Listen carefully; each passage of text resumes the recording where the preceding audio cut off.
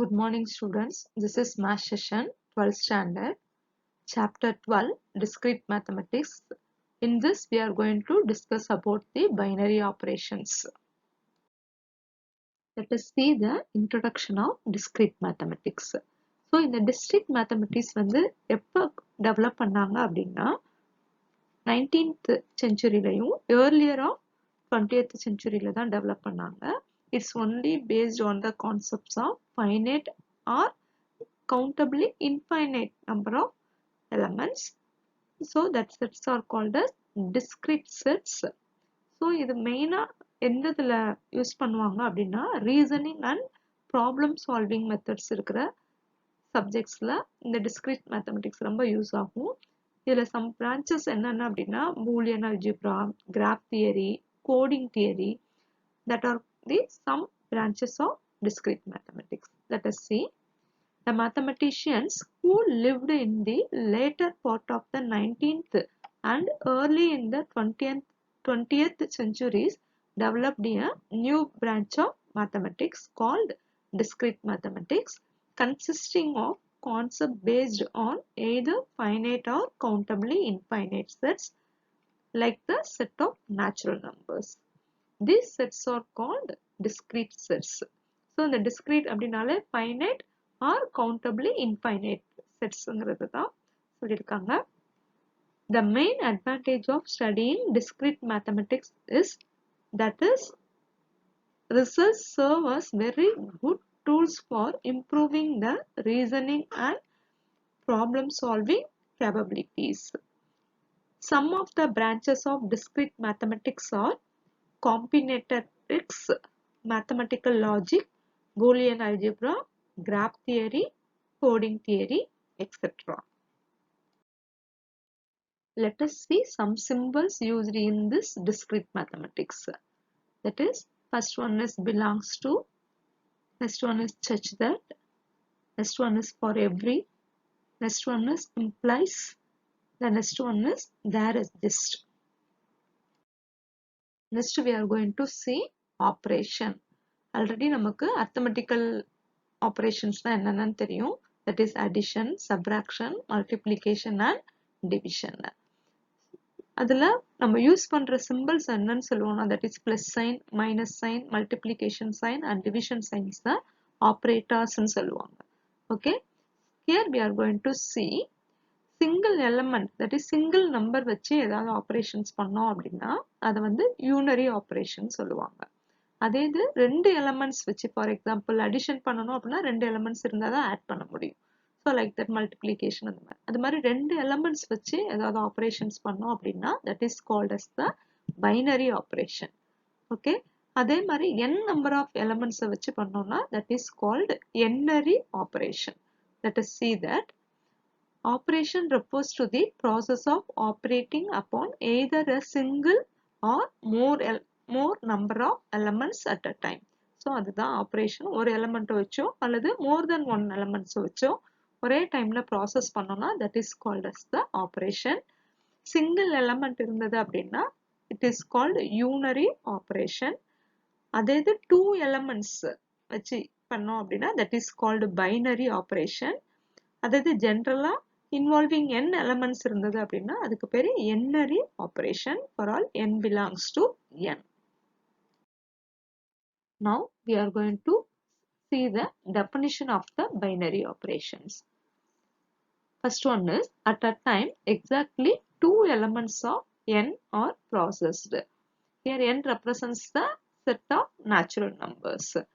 Second one is the resulting element, that is outcome, is also an element of n.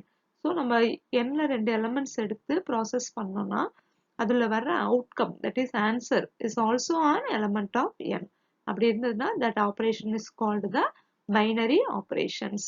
Not only for the set n, நம்ம எந்த set வேணாலும் define பண்ணிக்கலாம். அல்ஜிப்ரால நம்மளா ஏதாவது ஒரு set define பண்ணி அதுல ஏதாவது two elements எடுத்து என்ன operations வேணாலும் பண்ணோம்னா that is called the binary operation. That is, any such operation defined on a non-empty set is called a binary operation or a binary composition on the set in abstract algebra. நம்ம define பண்ண செட்ல 2 elements எடுத்து பண்ண ஆபரேஷனுக்கு பேரும் binary operation சொல்லலாம் அப்படின்னு சொல்லியிருக்காங்க. Next one is closure property. Before that, we are going to see algebraic structure. Any non-empty set on which one or more binary operations are defined is called an algebraic structure.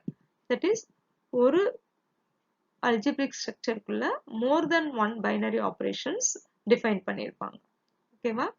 Another way of defining a binary operation star on S. நம்ம யூஸ்வலா use பண்ற plus minus இல்லாம அதுக்கு நம்ம ஒரு operator use பண்ணிக்கலாம் ஸ்டார்னு is as follows. That is, for all a comma belongs to S, a star b is unique. That is, a bங்கிற எலிமெண்ட்ஸ் வந்து Sல இருக்கணும். நம்ம யூஸ் பண்ண அந்த ஸ்டாருங்கிற ஆபரேஷன் வச்சு டிஃபைன் பண்ண ஸ்ட்ரக்சரை வச்சு answers கண்டுபிடிச்சோம்னா that must be unique. And a star b is also belongs to S. That is defined in this diagram.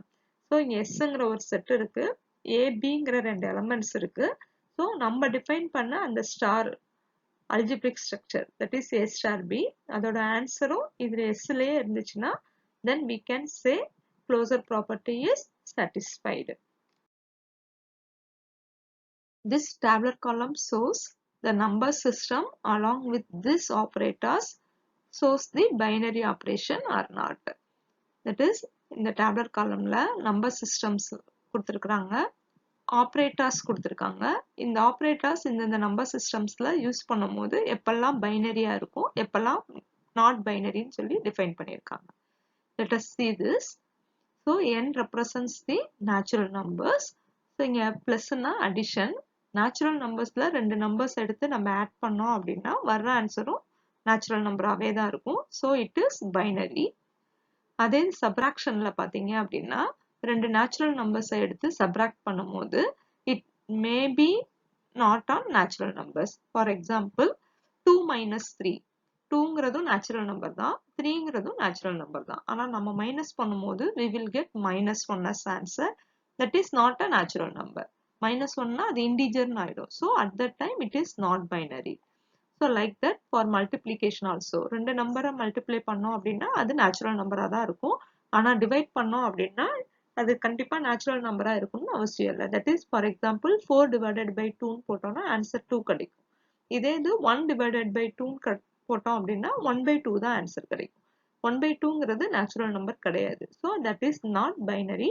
Mostly இந்த டிவிஷன் பார்த்தீங்க அப்படின்னா natural numbers, integers, rational numbers, real numbers, complex numbers, இதுல எல்லாத்துலயுமே வந்து binary operation satisfy பண்ணாது except 0 வர்றது. That is rational நம்பர்ஸ்ல except 0, real நம்பர்ஸ்ல எக்ஸப்ட் 0, காம்ப்ளெக்ஸ் நம்பர்ஸ்ல எக்ஸப்ட் 0.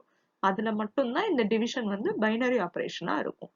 அதே மாதிரி அடிஷன் பாத்தீங்க அப்படின்னா இந்த எக்ஸப்ட் 0ன்னு வர்றதுல எல்லாம் நாட் பைனரியா இருக்கும். தட் இஸ் அடிஷன்ல நம்ம ரேஷனல் நம்பர்ஸ் எடுத்துட்டு 2 நம்பர்ஸ் ஆட் பண்ணும் போது தட் இஸ் ரேஷனல் நம்பர்ஸ்ல நெகட்டிவ் நம்பர்ஸும் இருக்கும். ஸோ நெகட்டிவ் நம்பர்ஸை நம்ம எடுத்து ஆட் பண்ணும் போது 0 வர்றதுக்கு பாசிபிள்ஸ் இருக்கு.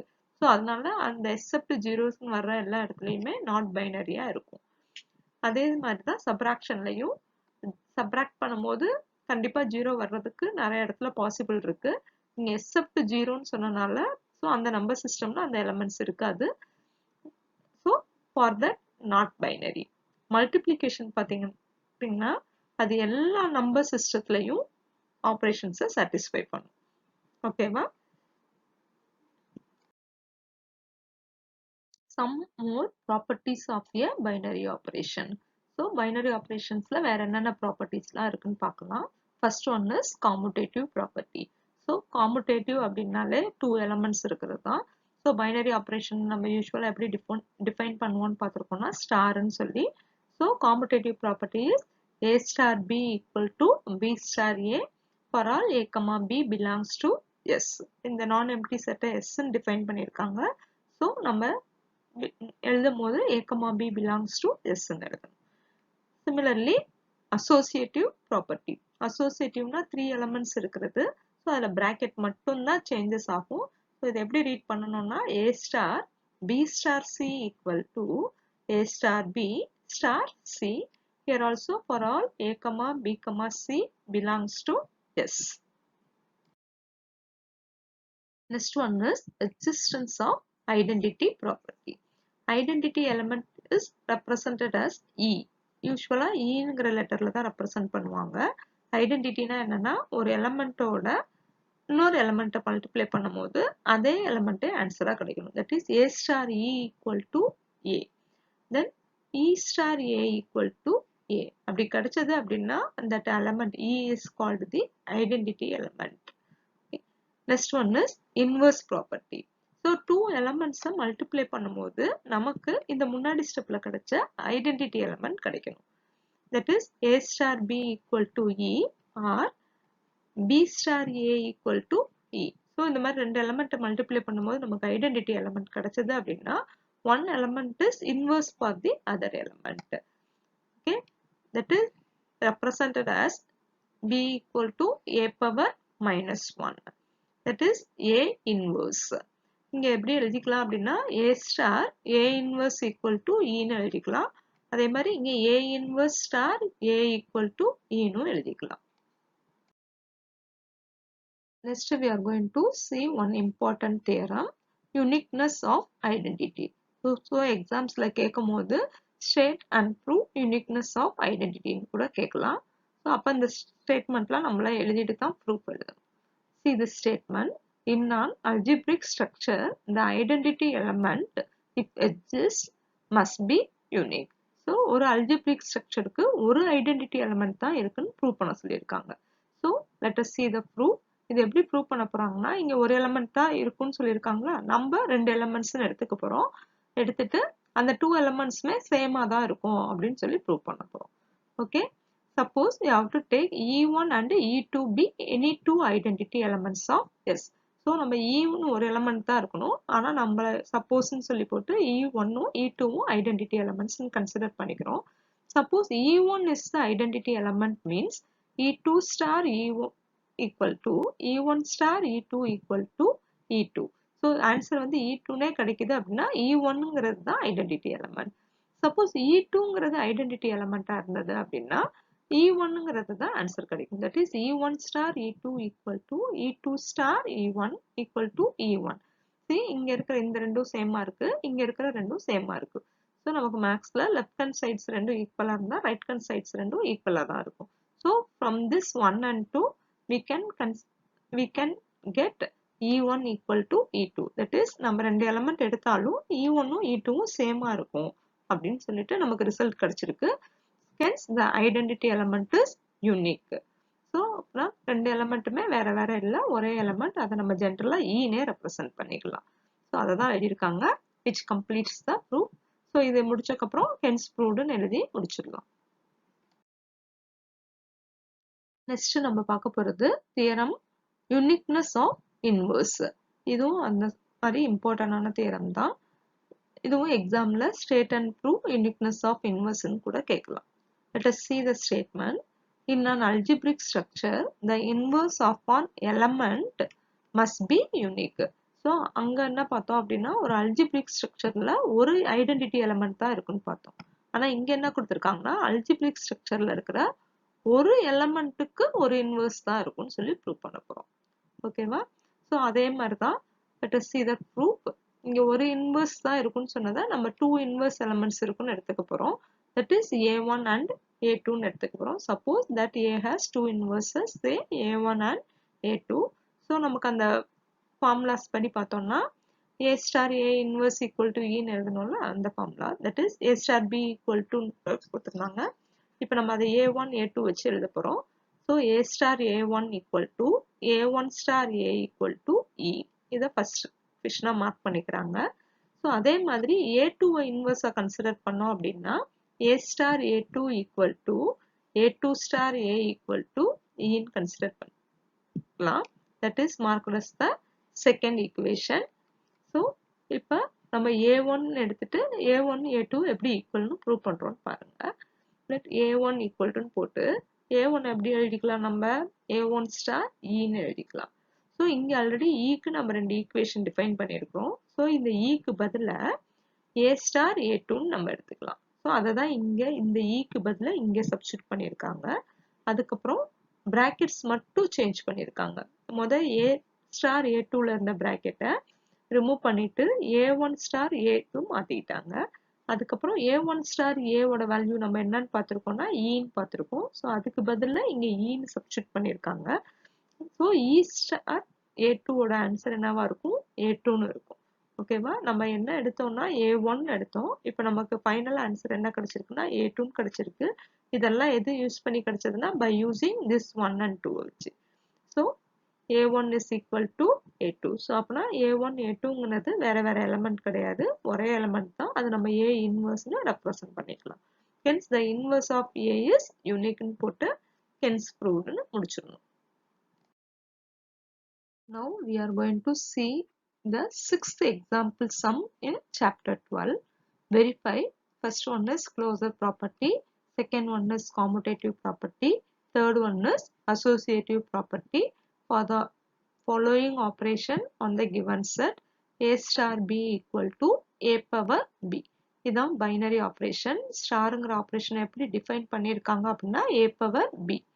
That is, this is called as the algebraic structure. For all a comma b belongs to n. Here n represents the natural number. Okay, that is power na exponential formula கொடுத்திருக்காங்க. Let us see the solution.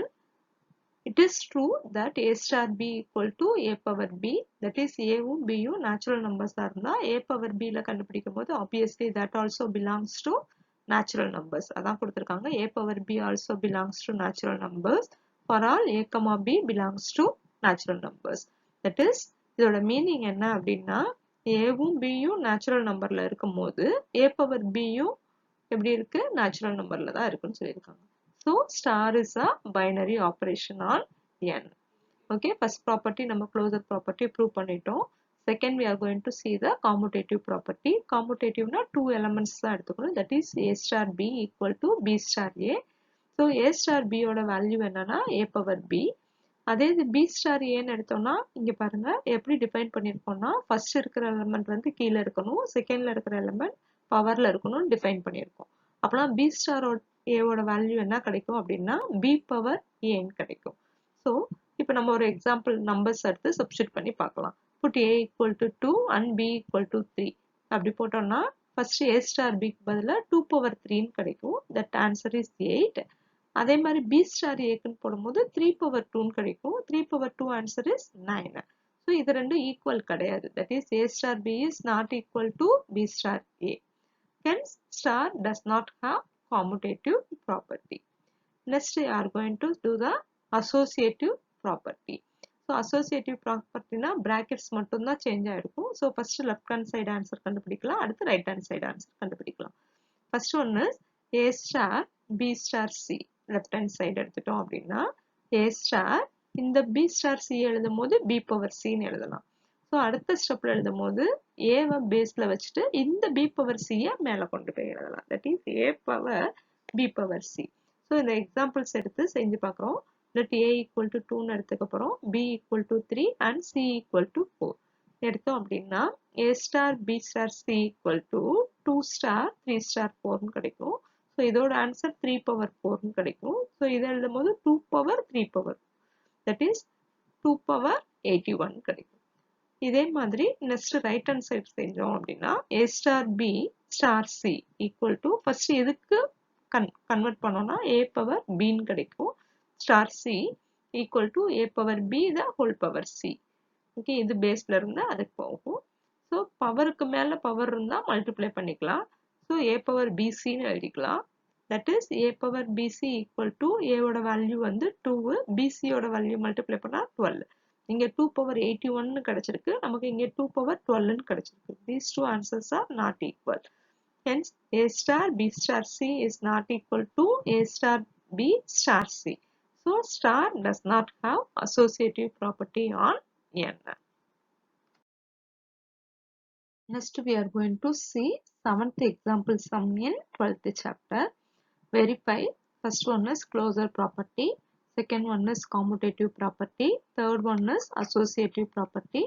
fourth one is existence of in identity, and fifth one is existence of inverse for following operation on the given set m star n equal to m plus n minus mn for all m comma n belongs to integers. இல்லை m என்னுங்கிற நம்பரும் இன்டிஜர்னு சொல்லியிருக்காங்க. அந்த star operation எப்படி define பண்ணியிருக்காங்கன்னா m plus n minus mn. This is called the algebraic structure. Okay, for binary operation star. Let us see the solution. The output m plus n minus mn is clearly on integer. So நம்ம எந்த integer number எடுத்து substitute பண்ணி பார்த்தாலும் இதோட answer எப்படி இருக்கணும், ரெண்டு நம்பரை பிளஸ் பண்ணிட்டு மைனஸ் அந்த ரெண்டு நம்பரை மல்டிப்ளை பண்ண ஆன்சர். ஸோ அதோட ஆன்சர் வந்து கண்டிப்பா இன்டிஜரா தான் இருக்க போகுது. hence star is a binary operation on z. So இந்த ஸ்டேட்மெண்ட்ஸ்லாம் கரெக்டா எழுதணும் எக்ஸாம்ஸ்ல. Okay, let us see the second condition, commutative property. Commutative அப்படின்னா two elements, that is m star n equal to n star m அப்படின்னு prove பண்ணணும். So m star n ஓட value என்னன்னா m plus n minus mn.